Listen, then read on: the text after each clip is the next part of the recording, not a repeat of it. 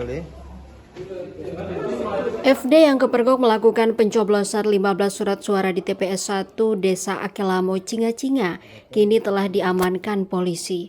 Pengakuan pelaku sebelum melakukan pencoblosan di TPS 1 juga telah mencoblos sebanyak 15 surat suara di TPS 2. Namun aksinya ini tidak diketahui petugas, sehingga total surat suara yang dicoblos sebanyak 30 surat suara.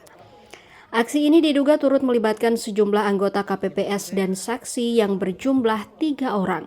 Sementara sejumlah anggota Panwas juga diduga melakukan pembiaran aksi para pelaku. Bahkan anggota polisi yang sempat mempertanyakan aksi tersebut justru ditegur balik oleh oknum Panwas. Anggota Panwas juga berbalik menegur polisi dengan alasan bukan ranah pihak kepolisian.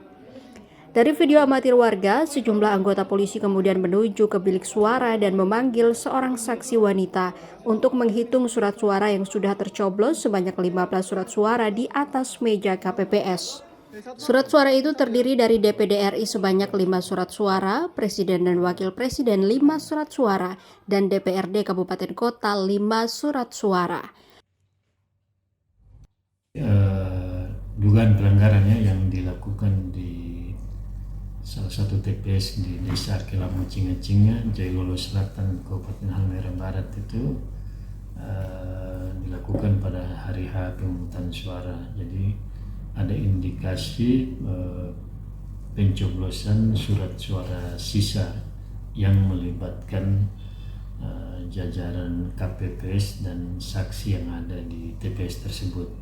Dan sejauh ini telah dilakukan penggalian informasi oleh teman-teman Gakumdu di Kabupaten Halmahera Barat yang kemarin secara langsung telah turun di lokasi.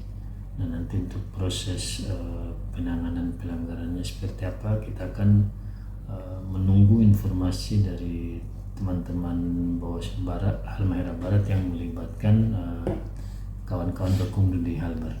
Ya, untuk sementara ya informasi yang diterima itu kan melibatkan kurang lebih ada 3 orang. Jadi sambil kita mengecek detail informasi lagi karena masih ada proses pendalaman yang dilakukan.